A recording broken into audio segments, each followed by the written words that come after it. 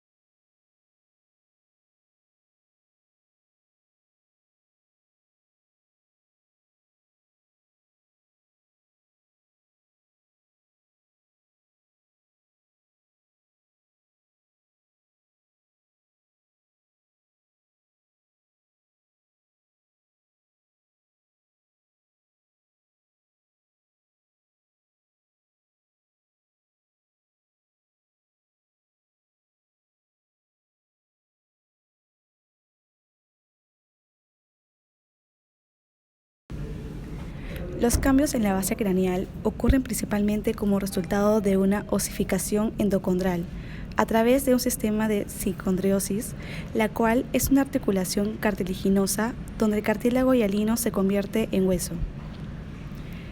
En el periodo prenatal, la base craneal posee una serie de circondrosis dentro y entre los huesos etmoides, esfenoides y occipital.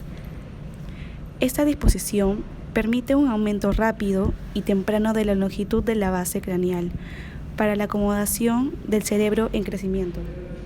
En el recién nacido, la base del cráneo puede ser dividida por medio de 3 circondriosis: circondriosis esfenoetmoidal, circondriosis interesfenoidal y la circondriosis esfeno-occipital. La circondriosis interesfenoidal desaparece en los primeros meses de vida, por lo cual la base craneal se encuentra dividida en 2 partes, anterior y posterior. La base craneal anterior crecerá por la circondriosis esfeno-etmoidal hasta los 7 años, mientras que la base craneal posterior lo hará en expensas de la circondriosis esfeno-occipital hasta los 20 años.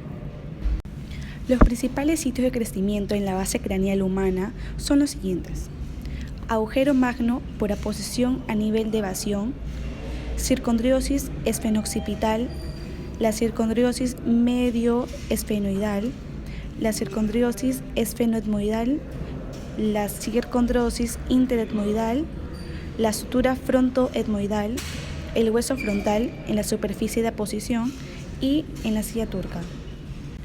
Para mantener el tamaño del agujero magno, ocurre reabsorción en su margen posterior y aposición en el punto de evasión. Las partes escamosas, condilar y basilar del hueso occipital se fusionan todos después del nacimiento. Los incrementos en la longitud de la base craneal posterior son debido al crecimiento de la circondriosis esfeno-occipital. El base occipital se desplaza dorsalmente para incrementar la distancia entre la silla turca y el agujero magno. Los cartílagos precursores de las estructuras óseas son los siguientes: trabéculas craneales, ala orbitaria, ala temporal, cartílagos hipofisiarios, las cápsulas ópticas, cartílago paracordal, esclerotomos occipitales y la notocondria. En lo siguiente hablaremos de cada hueso. El hueso etmoides es totalmente endocondral y forma el piso medio de la fosa craneal anterior y parte del techo, paredes laterales y tabique medio de la cavidad nasal. Osifica de 3 centros, uno medio en el cartílago mesoetmoides, que forma la lámina perpendicular y la apófisis cristal Galli. Justo antes del nacimiento, a los 4 meses de vida intrauterina, aparecen un par de centros para los cornetes laterales en los cartílagos capsulares nasales. Y al nacer, aparece un centro de osificación secundaria entre las láminas crififorme y la apófisis cristal Galli. A los 2 años, la lámina perpendicular se une a los cornetes a través de la fusión de la lámina crififorme y forma un hueso etmoides único. La reabsorción de la superficie endocraneal de la lámina cribiforme con aposición sobre la superficie nasal opuesta resulta en un movimiento hacia abajo del piso craneal anterior. El crecimiento postnatal de la lámina cribiforme es leve y se completa alrededor de los 4 años. El sitio de osificación es en intramembranoso endocondral. La aparición del hueso etmoide es en la semana 8. El laberinto lateral aparece en la semana 10. Y al final, la semana 11, aparece la lámina perpendicular crista Galli. En esta imagen vemos que las trabéculas están fusionadas, los cartílagos hipoficiarios empiezan a aparecer, está el cartílago occipital, empieza a aparecer la localización previa de la notocordia y el meato acústico interno.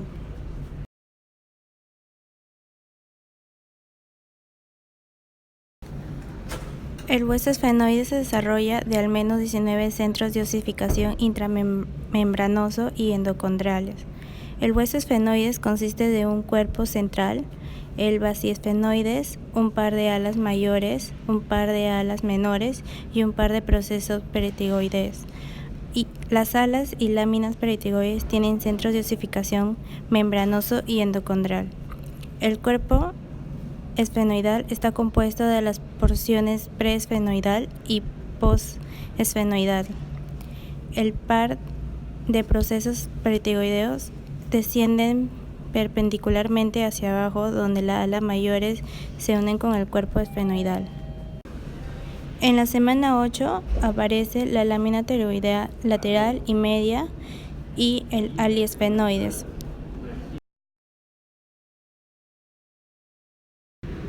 En la semana 9 aparece el orbitoesfenoides.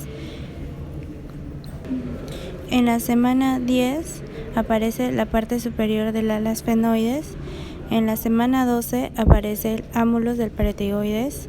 En la semana 16 aparece el preesfenoides y el posesfenoides. El hueso temporal está compuesto de partes petrosa, escamosa, estiloides y anillo timpánico que están separados al nacer y comienzan su unión en esta época. Al nacer, la fosa mandibular temporal es plana y no presenta un tubérculo articular. Los componentes escamoso y timpánico de este hueso osifican intramembranosamente, mientras los elementos petroso y estiloideo se osifican endocondrialmente desde 21 centros de osificación. La porción escamosa se osifica intramembranosamente de un único centro que aparece en la 8ª semana de vida intrauterina. El proceso cigomático se extiende desde este centro de osificación. El anillo timpánico que rodea el meato auditivo externo se osifica de 4 centros intramembranosos, comenzando en el 3er mes de vida intrauterina. La parte petrosa osifica endocondrialmente en la cápsula óptica desde aproximadamente 14 centros. El oído medio dentro del hueso petroso contiene derivados del primero y segundo arcos que forman de los huesos martillo, yunque y estribo. El proceso estiloides osifica desde 2 centros en el cartílago del arco faríngeo y oideo. El centro superior aparece justo antes del nacimiento y centro inferior justo después del nacimiento. En la semana 22 de vida intrauterina, la parte petrosa y el anillo timpánico se fusionan incompletamente, dejando la fisura petrotimpánica a través del cual pasan el nervio, cuerda del tímpano y los remanentes del ligamento discomaleolar. Ahora hablaremos de las malformaciones. La parte basilar del hueso occipital con frecuencia se encuentra deformada, pudiéndose encontrar desde una escotadura hasta el hueso francamente dividido en dos. En cambios de forma pueden estar presentes en la anacefalia, en donde la ausencia de la bóveda resulta la craniquiosis, caracterizada por un contocráneo corto, angosto, lardótico, en muchos casos con anomalías notocordales. También pueden presentar raquisquisis. La anacefalia tiene la angulación de la base craneal, típica de fetos tempranos.